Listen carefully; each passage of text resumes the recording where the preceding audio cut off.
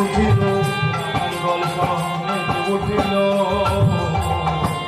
আজ রাখালগণ গোবিন্দ আমার সকলে বলা বলি করছে, ভাই তোরা পাল জড়ো কর।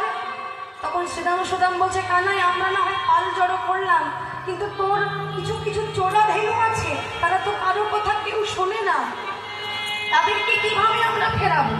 তখন গোবিন্দ বলছে, তোরা চিন্তা করিস না, আমি দেখছি কি করা যায়। এই বলে গোবিন্দ আমার কি করলে, চাঁদ মুখে বেনু দিয়া সব ধেনুর নাম, চাঁদ মুখে বেনু দিয়া সব ধেনুর নাম লইয়া, চাঁদ মুখে বেনু দিয়া সব ধেনুর নাম, চাঁদ মুখে বেনু দিয়া সব ধেনুর নাম লইয়া, ডাকিতে ডাকিল উচ্চ ঈশ্বরে, ডাকিতে ডাকিল উচ্চ ঈশ্বরে, ডাকিতে ডাকিল উচ্চ ঈশ্বরে, ডাকিতে ডাকিল উচ্চ ঈশ্বরে। শুনে কানাইয়ের বিনুর মুখে ধাই ধেনু, শুনে কানাইয়ের বিনুর মুখে ধাই ধেনু, ভাই রে।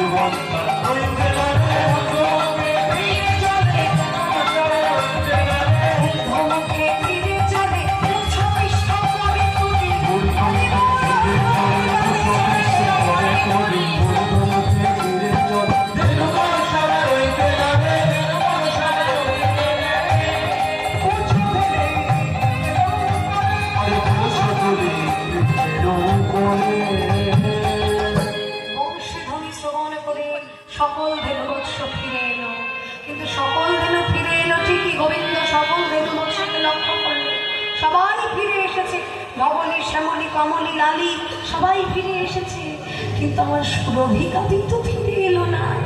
সুরভি গাভী আমার গোবিন্দের অত্যন্ত প্রিয় গাভী, তাই সুরভিকে না দেখে মনে মনে বলছে, কি আমার সুরভি কোথায়?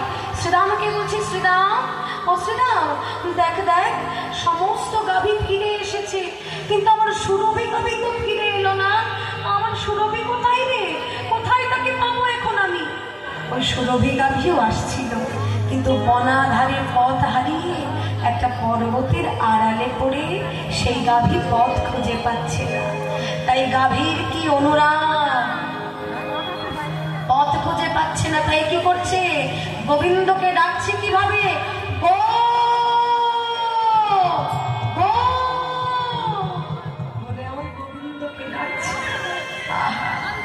দার্শনিক পদকবি এক পাশে দাঁড়িয়ে জগৎজীবকে বললেন, হে জগৎজীব, তোমরা একবার দেখে নাও, বৃন্দাবনের গাভীগুলো তারা পশু হয়ে কথা বলার শক্তি হারালেও তারা কিন্তু গোবিন্দ বলার ছলা করে গোবিন্দকে ডাকছে।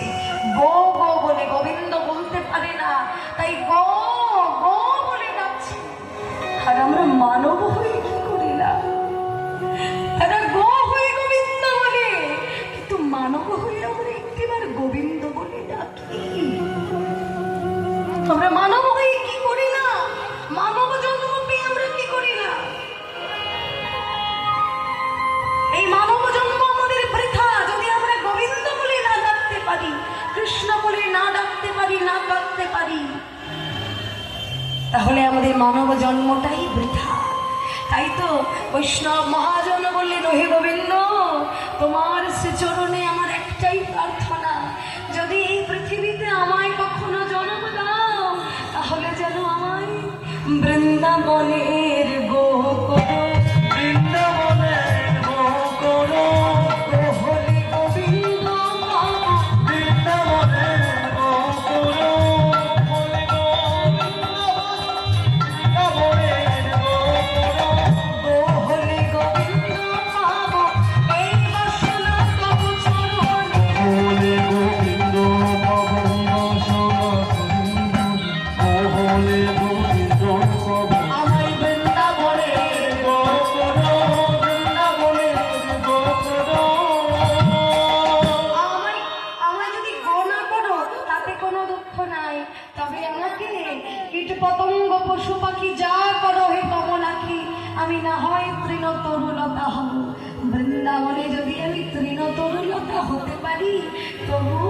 জনম ধন্য, কারণ গোবিন্দের নীতি নীতি কত পাবো। ব্রজবাসী যে হা গোবিন্দ বলে সর্বক্ষণ ডাকতে থাকে, তাদের ওই নামের ধ্বনি যে আমার কাছে এসে পৌঁছবে, আমি তাতেই পুষ্ট, আমি তাতেই শান্তি পাবো। ইথে নাই অন্য বাধা, পূর্বে মনের সাদা, আমি নিতে নিতে পদরজ পাবো। তাই ওই সুরভি গাভী যখন অভিমান করে কাঁদতে কাঁদতে গো গো বলে যখন চিৎকার করছে, ওই গো গো ধ্বনি আমার গোবিন্দের অন্তরে বিনার ঝংকারের মতো বেজে উঠল। তাই তখন বুঝতে পারলেন যে আমার সুরভি বনাধারে পথ হারিয়েছে, পর্বতের আড়ালে পড়ে পথ খুঁজে পাচ্ছে না, তাই আমাকে ঘন ঘন ডাকছে। তাই গোবিন্দ তখন বলেন, শ্রীরাম সোনাম, আমি আমার সুরভিকে খুঁজে পেয়েছি, তোরা চিন্তা করিস না, আমরা এখনই ঘরে যাব।